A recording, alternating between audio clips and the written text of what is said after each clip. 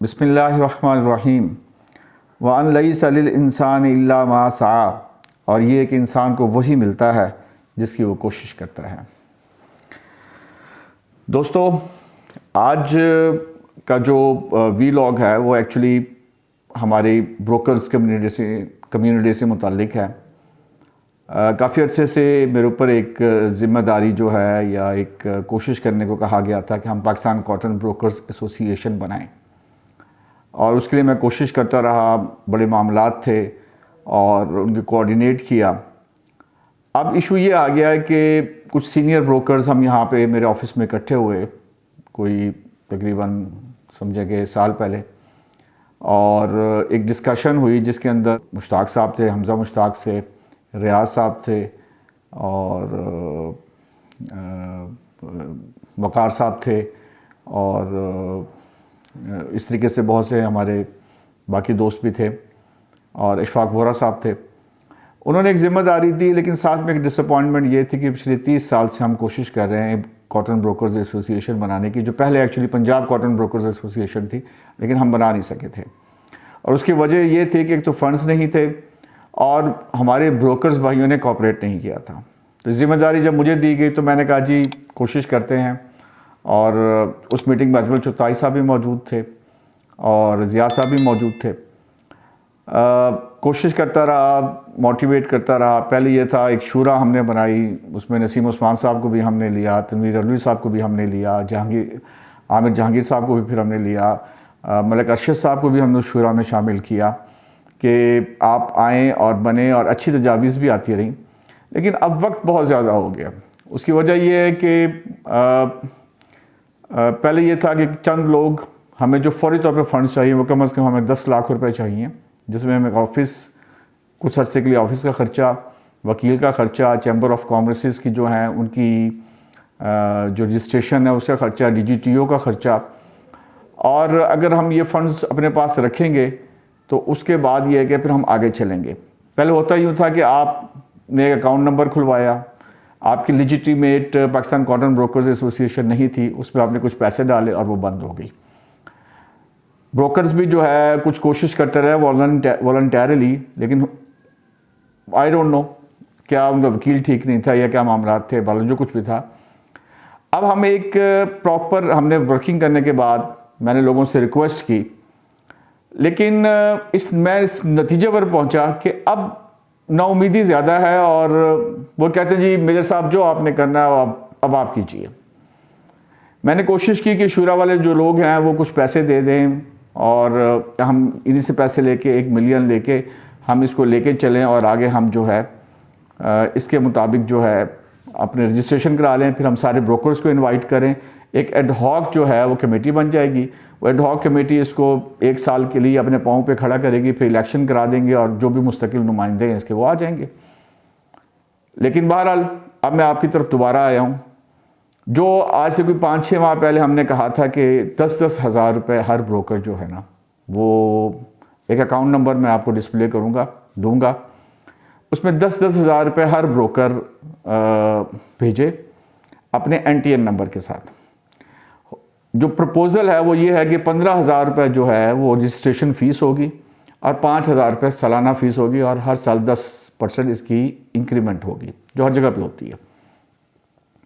तो जब ये 10-10 हज़ार रुपये आप मुझे दे देंगे तो हर रोज़ हम इसको या हर दूसरे दिन हम इसको डिस्प्ले करेंगे अपने ब्रोकर्स फोरम के ऊपर कि किन लोगों ने पैसे दे दिए और आज तक के वो फंड्स कितने मौजूद हैं।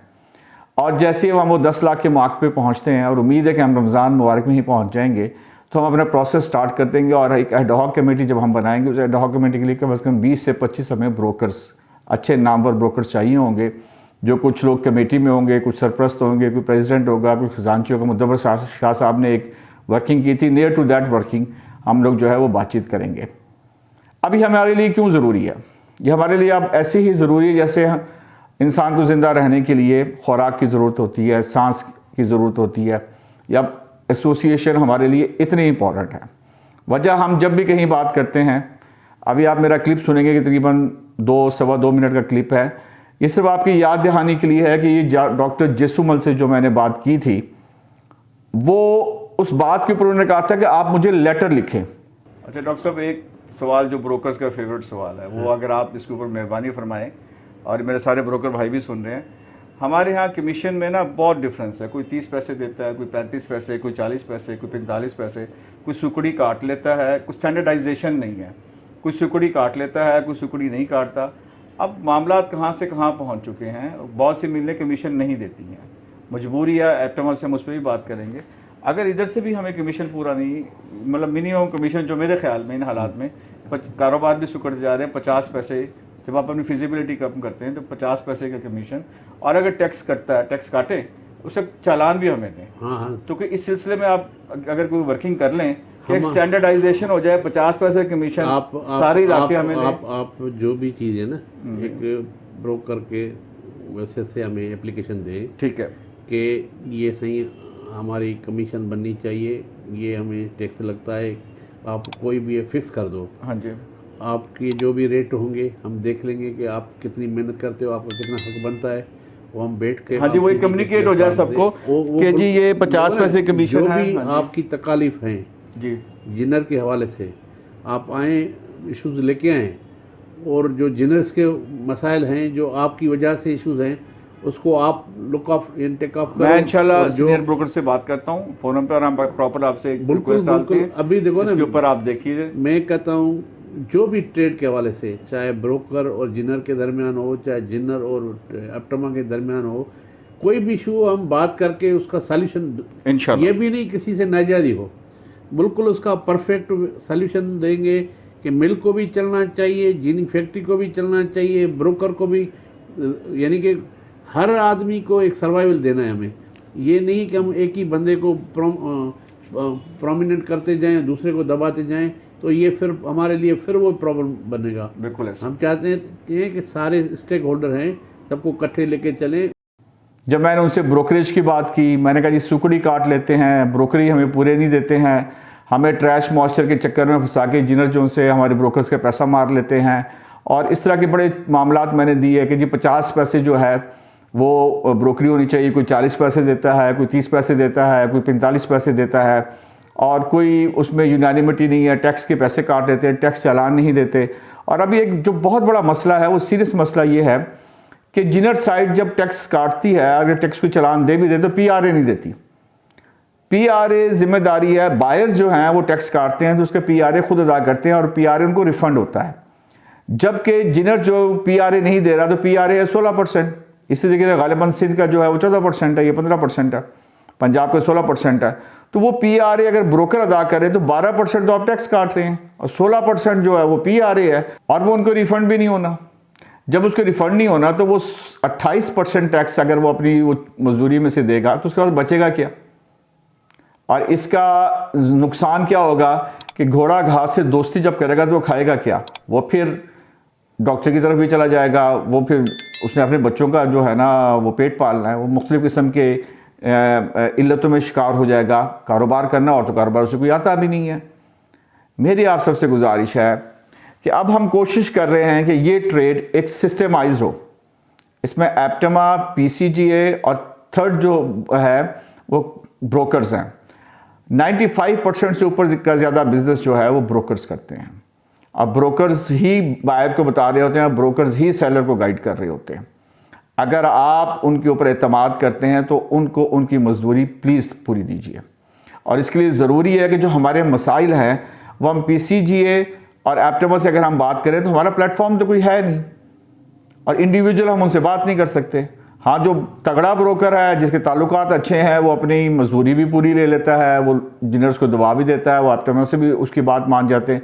जो बेचारा हम मेरे जैसा कमज़ोर ब्रोकर है, उसको ना तो जिनर सुनता है और एप्टमा भी जो है, या जो हमारा बायर है वो कहता है कि नहीं जी ये जो मैं कह रहा हूँ वो ठीक है। इसके लिए बहुत ज़्यादा ज़रूरी है कि हमारी ऑर्गेनाइजेशन हो।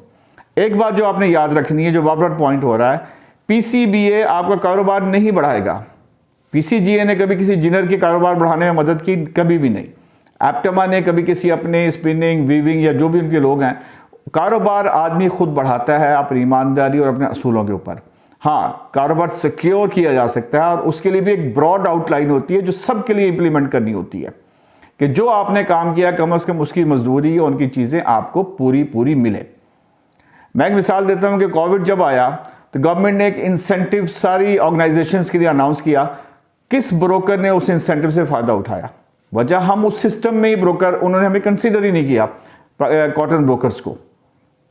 और नंबर 2 ये था कि ना हम वो लो मार्कअप के ऊपर अपनी सैलरीज ले सके, ना हम कोई और बात कर सके, ना हमारे साथ कुछ और मसला हुआ। फिर आर्बिट्रेशन का बहुत बड़ा इशू है हमारे ब्रोकर्स जब फंसते हैं तो उन्हीं को लोग बैंक समझते हैं, उन्हीं को मामला समझते हैं। ना वो बेचारा PCGA जिनर भी तगड़ा, बायर भी तगड़ा, और वो क्या करे, जिसकी तरफ है कभी उसको जिनर दबा रहा होता है, कभी उसको बायर दबा रहा होता है, वो कभी इधर भाग रहा होता है, कभी उधर भाग रहा होता है, उसे कुछ समझ नहीं आ रही होती। तो कोई ऐसा प्लेटफॉर्म नहीं। KCA आर्बिट्रेशन में वीक है, हालांकि आर्बिट्रेशन उसका पोर्टफोलियो में शामिल है ब्रोकर्स का। और KCA एक रीजनल लुक देता है। 1932-33 में जब ये ऑर्गेनाइजेशन बनी थी, ये उस वक्त के तकाज़ों के मुताबिक बनी थी। आज 2021 है, तकरीबन 90 साल, आप ये समझिए 110 साल इसको जो है ना, इस ऑर्गेनाइजेशन को हो चुके हैं। तो ये इसने अपने आप को बहुत ज़्यादा अपडेट नहीं किया हालात के मुताबिक। हमें आज का देखना है। हमारे लोग ये कहते हैं कि पंजाब कॉटन ब्रोकर्स एसोसिएशन आप बनाइए, ये भी एक रीजनल लुक देती है, छोटी सी एंटिटी। फैसलाबाद कॉटन एसोसिएशन है, वो फैसलाबाद के लिए है, वो हमारे पूरे ब्रोकर्स को अहाता नहीं कर सकती। KCA ज़्यादा लुक देती है कि KCA कराची या सिंध के ब्रोकर्स को लुक आफ्टर करती है। और वो एज एन ऑर्गेनाइजेशन, वो जब एक्सपोर्ट था तो बड़ी इफेक्टिव ऑर्गेनाइजेशन थी, जब हेज था उसमें बड़ी इफेक्टिव ऑर्गेनाइजेशन थी। अब तो वो कहीं पे भी नज़र नहीं आते। वो वहाँ पे एक बारी पे लोग चेयरमैन आते हैं एंड वो बहुत ज़्यादा कंसर्न नहीं है ब्रोकर्स के मामलात के साथ। तो जब हम पाकिस्तान कॉटन ब्रोकर एसोसिएशन बनाएंगे तो पूरे पाकिस्तान के लेवल पे होगी, जिसमें सिंध भी आएगा और जिसमें पंजाब के ब्रोकर्स भी आएंगे। तो इस बात को आप समझिए कि हमें एक ऐसी ऑर्गेनाइजेशन बनानी है जो एप्टमा और PCGA के साथ बराबरी में आके बात करे। मेरी आप सबसे रिक्वेस्ट ये है कि आप इस बात को समझें। आपके कारोबार को सिक्योर करना और हमारे कारोबार को सिक्योर करना इस वक्त बहुत ज़रूरी है। ब्रोकर्स अपनी नेकनामी में इजाफा नहीं कर सके, बल्कि ब्रोकर्स को कुछ हरकतें ऐसी हमारी साइड से हुई जिसने अच्छे ब्रोकर्स को भी ख़राब कर दिया। आज आप जिनर से बात करते हो, कहते हैं ब्रोकर ही ऐसे हैं। आप जब बायर की तरफ बात करते हैं, वो आप पे बहुत ज़्यादा एतमाद करने को तैयार नहीं होते। वजह यह है कि हमारा ना कोई प्लेटफॉर्म है और ना हम कोई ऐसी बात कर सकें जिसके अंदर हम सब लोग इकट्ठे हों। और यहाँ पे जब हम ये ऑर्गेनाइजेशन बनाएंगे, यहाँ पे सब लोग बराबर होंगे। कोई सब ब्रोकर नहीं होगा, कोई बड़ा ब्रोकर, कोई छोटा ब्रोकर नहीं होगा, हर एक का एक वोट होगा। और प्रपोज ये कर रहे हैं कि 15,000 रुपये सालाना फीस, जो मैं पहले कह चुका था, और 15,000 रुपये रजिस्ट्रेशन फीस और 5,000 रुपये सालाना फीस होगी। और ये कोई इतनी बड़ी बात नहीं है कि हम इसको, हम में से हर आदमी इसको अफोर्ड कर सकता है। आप जो 10,000 रुपये हमें देंगे वो आपके एडजस्ट होगा इस 20,000 के अंदर, और बाकी जो आपके पैसे होंगे जब हम ऑर्गेनाइजेशन को रजिस्टर कर लेंगे, फ़िलहाल ऑफिस मेरा इस्तेमाल होगा, स्टाफ मेरा इस्तेमाल होगा, और हमारी ये कोशिश होगी कि हम बहुत जल्दी इसको इंडिपेंडेंट जगह पे ले जाएं। हमें आप सबका ताउन चाहिए, इस बात को आप समझिए। आपका रिस्पांस अच्छा होगा तो हम आगे चलेंगे, वरना हम रमज़ान के बाद इस मामले को ठप करके एक साइड पर रख देंगे। और आप यकीन रहिए, अभी नहीं तो कभी नहीं। आज हम अगर ये ऑर्गेनाइजेशन नहीं बना सकेंगे तो शायद बहुत हमारे लिए मुश्किल हो जाएगा कि हम आगे इसको लेकर चलें। एक आखिरी बात मैं आप सबसे कहना चाहता हूं कि इसमें कोई ताहयात चेयरमैन नहीं होगा। यहाँ पे आज जो लोग मौजूद हैं, एक प्रॉपर इलेक्शन होगा, इसके बायलॉज बनेंगे, और हर साल मेरे नज़दीक कम है 2 या 3 साल के लिए वो एक बॉडी आएगी, उसके बाद फिर नई बॉडी आएगी। तो हर एक को चांस मिलेगा। और शायद हम अपने बायलॉज में ये भी रख देंगे, एक दफ़ा सिंध वाले लोग आएंगे और एक दफ़ा पंजाब वाले लोग आएंगे, या मिक्स होगा। जिस तरह भी होगा, सब लोग बैठेंगे, सब भाई सर जोड़ेंगे, और एक अच्छा हम इसके ऊपर हम PCGA का मॉडल को भी स्टडी करेंगे, हम एप्टमा के मॉडल को भी स्टडी करेंगे, और हम अच्छी ऑर्गेनाइजेशन बनाएंगे। आप सबका ताउन चाहिए, आप सबकी मदद चाहिए, और ये सब ताउन और मदद आप अपने लिए करेंगे। मैं तो एक छोटा सा जरिया हूँ आप सब लोगों को एक डायरेक्शन पर ले जाने के लिए। बहुत बहुत आप सबको शुक्रिया। अल्लाह हाफिज़।